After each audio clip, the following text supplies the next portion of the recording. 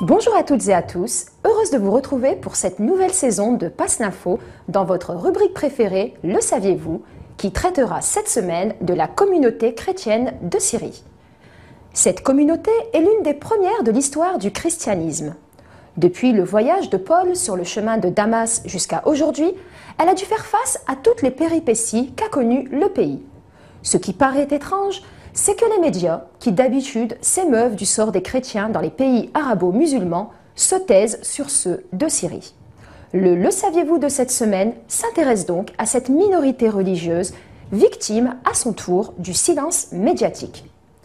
Depuis l'arrivée au pouvoir de Bachar el-Assad, les chrétiens du pays ont toujours vécu dans un climat de tolérance et d'harmonie auprès des instances de l'État et des populations musulmanes.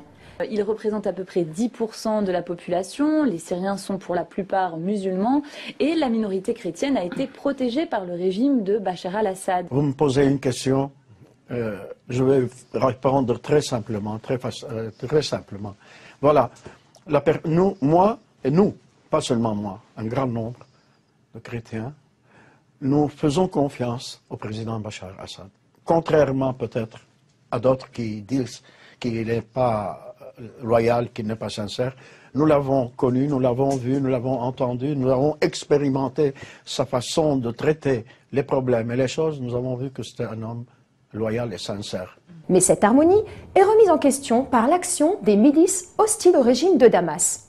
Pour exemple, l'archevêché des Syriaques catholiques, situé dans le quartier Hamidiyeh de la ville de Homs, ainsi que la chapelle qui lui est affiliée, ont été incendiés. Selon le site Syria Trust, les auteurs de cet acte de sabotage ne sont autres que les milices de la brigade Al-Farouk de l'armée syrienne libre, financée par l'Arabie saoudite. Le quartier Hamidiyeh a été occupé par les bandes d'Al-Farouk depuis près d'un an. Ici à Alep, les insurgés ont été chassés des quartiers chrétiens de Telal, Jdeïdé et Slémaniyeh. Selon un habitant, l'évêque grec catholique d'Alep, critiqué pour ses positions favorables au régime, s'était enfui pour ne pas tomber aux mains des rebelles. Depuis, ces habitants, qui sont des chrétiens dans leur majeure partie, l'ont quitté à la demande des miliciens. Il ne reste plus que 83 citoyens dans cette localité, d'après le patriarcat syriaque catholique. Selon le journal britannique Daily Telegraph, les communautés chrétiennes de la ville d'Alep ont formé leur propre milice.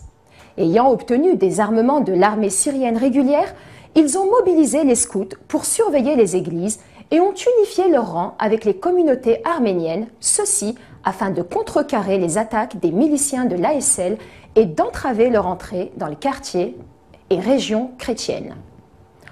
Leur nombre s'élève à près de 150 combattants. Ils sont entrés en action depuis le mois dernier lorsqu'ils sont parvenus à contraindre une milice de l'ASL à rebrousser chemin alors qu'elle tentait d'investir leur quartier historique.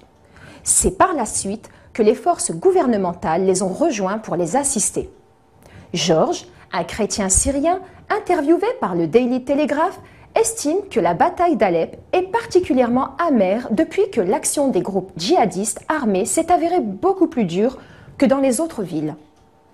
En définitive, nous voyons bien que les chrétiens syriens sont aussi victimes des troubles qui secouent leur pays.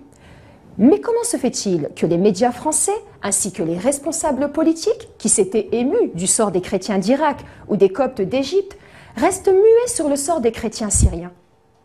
La réponse est toute simple. C'est qu'ils ont pris parti pour ceux qui les persécutent. Notre émission touche à sa fin. Merci d'avoir suivi cette première de la saison 3. À la semaine prochaine. Merci à l'équipe technique et à la rédaction. Et surtout, n'oubliez pas, passez l'info.